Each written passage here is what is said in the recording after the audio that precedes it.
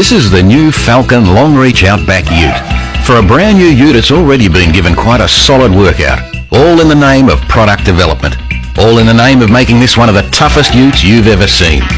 19,000 kilometres around the Ford Proving Ground test cycle, thousands of kilometres unladen and thousands more with a full load, thousands of kilometres off-road, uphill, down dale, and over all kinds of unusual surfaces. It's the product of Ford's ongoing consultations with vehicle operators in the rural and mining industries. The more Ford listened, the more Ford learned that in 1990s Australia, some Outback operators don't need a four-wheel drive vehicle as much as you might think. If they could get a two-wheel drive ute with extra ground clearance, more traction and greater durability, well, that would be very nice, thank you. So the Ford engineers did a very Australian kind of thing. They came up with an Australian answer to a uniquely Australian set of operating conditions. They developed the Falcon Long Reach Outback Ute.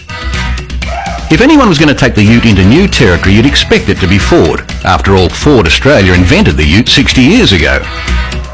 The Falcon Long Reach Outback Ute is a two-wheel drive utility based on the enormously successful Falcon Long Reach GLI.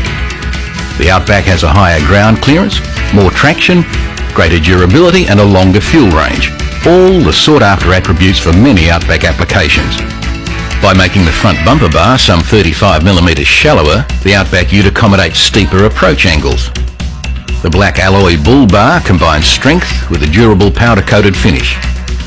6.5 by 15-inch steel wheels are fitted with durable off-road tyres. And overall, the Outback has a ground clearance of 200mm. The vehicle is equipped with Ford's renowned 4-litre 6-cylinder multi-point EFI engine. As you'll see later, almost 200 horsepower has never felt so good or performed so well in many Outback driving conditions, even when towing.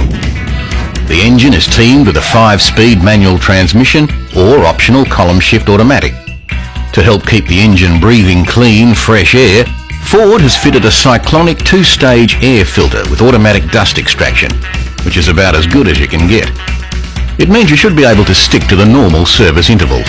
And the air cleaner sits nice and high and dry to make it easier to ford shallow creeks and streams.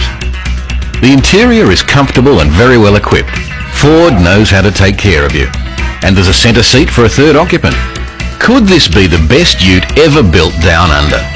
Let's take a look down under, where we really get the message that this is one tough ute. There's a heavy-duty sump guard, a transmission guard, plenty of underbody stone and mud shielding to help protect the heavy-duty gas-filled shock absorbers that have special mounting insulators to reduce noise and improve durability. The rear springs here are heavy-duty. Just about everything's heavy-duty in this ute. They're good for 3/4 of a tonne, and being dual rate, they'll give you a ride that we think is as good as a family wagon. The fuel tanks will take 126 litres of fuel, which should give you, depending on driving conditions, a range of around 1,000 kilometres.